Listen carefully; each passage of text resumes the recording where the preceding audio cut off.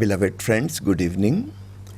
Today's first question is, Mrs. Kapoor has asked a question. I am friendly to those who are friendly to me, but I find it extremely difficult to be loving to those who hate me. Is it really possible? yes, it is possible. You have already started a good beginning. If you can love, you can be friendly to those who are friendly towards you. This is a good beginning.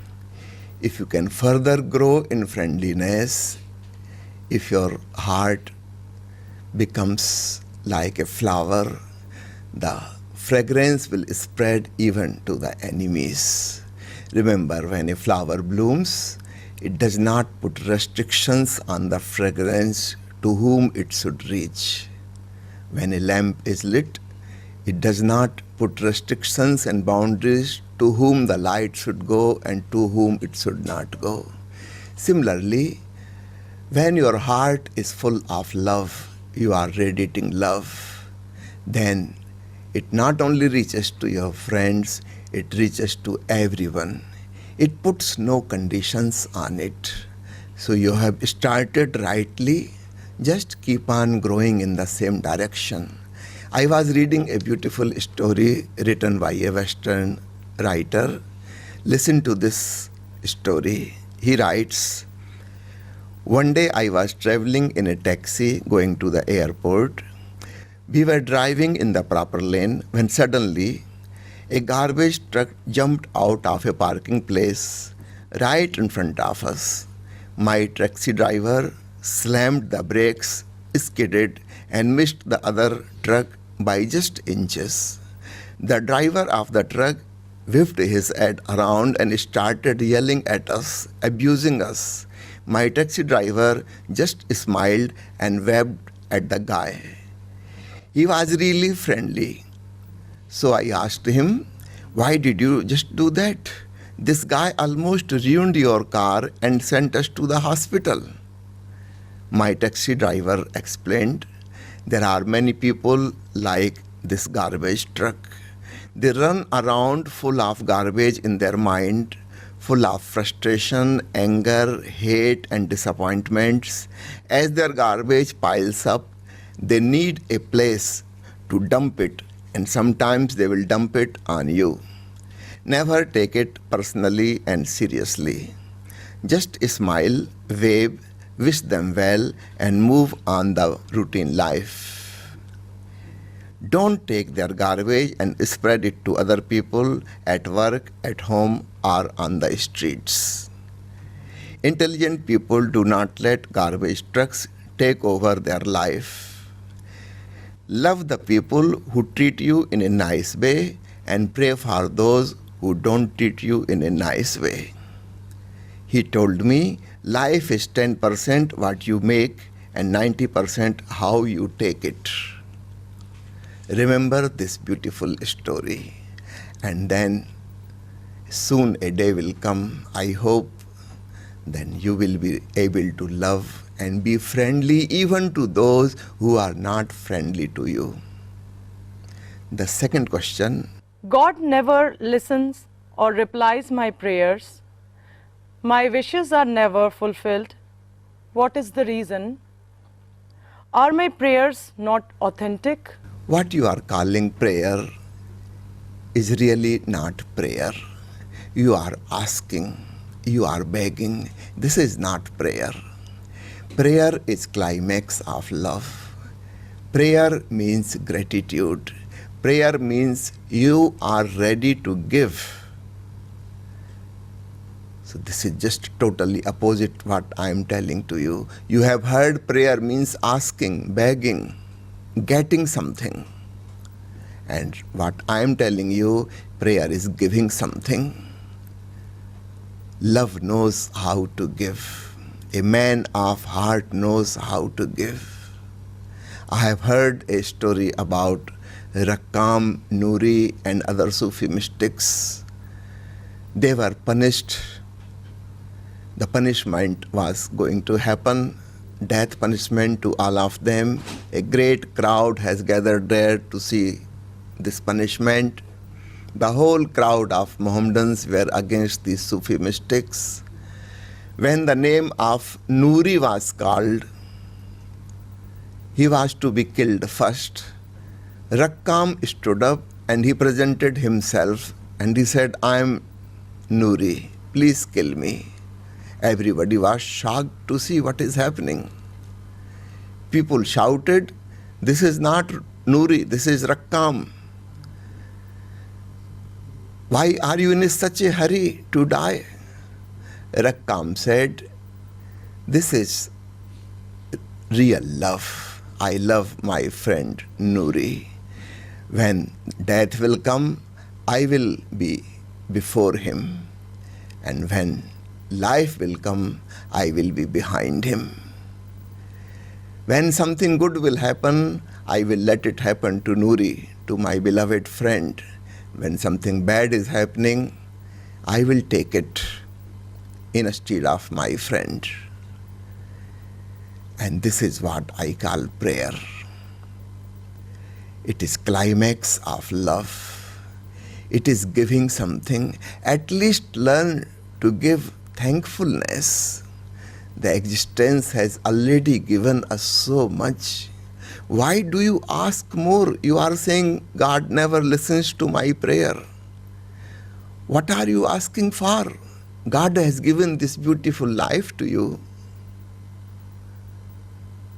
Don't be a beggar. Remember, God is the greatest emperor, and only emperors can meet emperors. Just like water cannot meet with the oil. Even if you mix them, they will remain separate. So the beggars cannot meet the emperors. You have to become like emperor. Stop asking. Stop begging. Be like a king. And then you will meet the godliness. That is the right way of prayer. Gratitude. Redefine the word prayer. Make it synonymous with gratitude, with giving, with loving. The third question is, Beloved Master, why Japanese version of Buddhism is against rituals, worships and philosophies? any true religion has to be against these three things. Remember, all the rituals, austerities, they belong to the body. Whatever you will do, all activities belong to the body, and we have to reach beyond the material world, beyond the body, into the bodilessness. All the philosophies, principles, scriptures, they belong to the mind, and we have to go beyond the mind, beyond words, beyond language, into the eternal silence of the being. So all true meditative religions like Zen and Tao and Sufism, Hasidism, they are against philosophies, rituals and worships. How can you reach to godliness while worshipping a stone? You may call it a precious statue, but in fact it is a stone. You may call a book a holy scripture, but in fact it is nothing but paper and ink. How can you travel on these two boats? Jokingly, I say sometime, the idol worshipping is like traveling in an ocean in a stone boat, and reading scriptures, drowning in philosophy is like traveling the ocean in a paper boat. Neither the stone boat nor the paper boat can you take to the other shore. Be careful. These boats are going to sink. I am surprised how millions and millions of people are sitting in these two boats. Nobody has ever reached to the other shore. Be a little intelligent. Be a little wise. Most of the people in the world are not wise. They are just otherwise.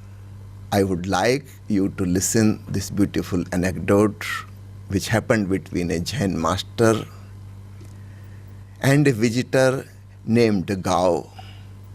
The master asked a question, and what Gao replied was just philosophical.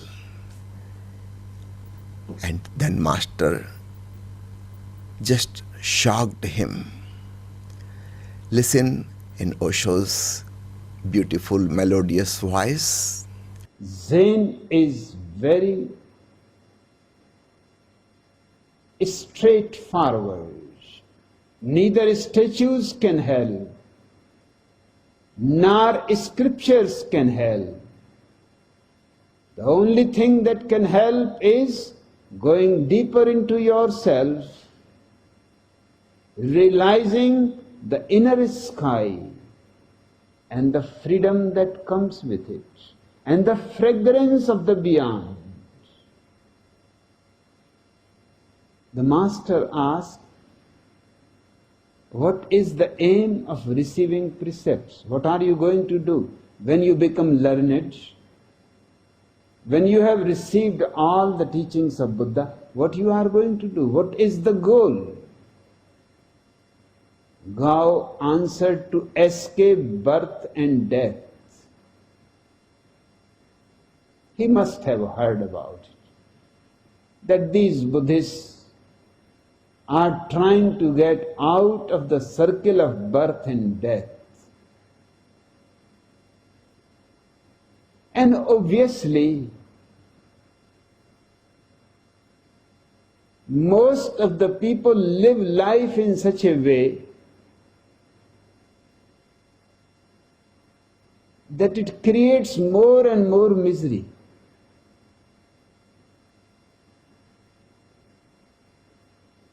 The whole programming of humanity is for misery.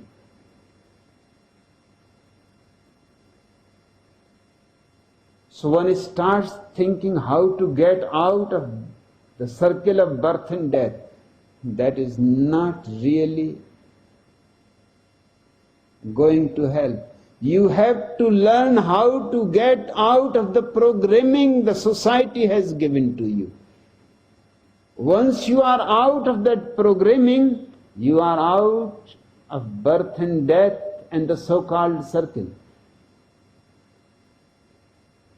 But feeling miserable, he may have thought it is better to get out of birth and death. So, beloved friends, please remember all these philosophies, different kinds of theologies and thoughts are responsible for this miserable state of human beings. 10,000 years history of these philosophies have created the present situation. Now, this is time to get out of this idol worship, the so-called religious rituals, so-called great scriptures, principles and philosophies. Now it is time to bury them all. They are all out of date and they have created so much misery that people want to get out of this wheel of life and death. Otherwise, life is just wonderful. It is nothing but bliss. Drop your so-called pseudo-religions. Start enjoying the present moment here and now. You will be full of bliss. You will be full of gratitude, the real prayer, and you will never ask this question that I want to get rid of life and death. I want to get out of this wheel of avagaman, coming and going. This is an irreligious statement. A truly spiritual person will say, I am very grateful that existence has given me this life, and I would like to come in this life again and again and enjoy all the beauties and benedictions. If there is any prayer, it will be, "Oh God, you are wonderful to create this life. I am very thankful. If possible, send me again. I will live with joy and bliss again. I am very much thankful to you." Thank you very much.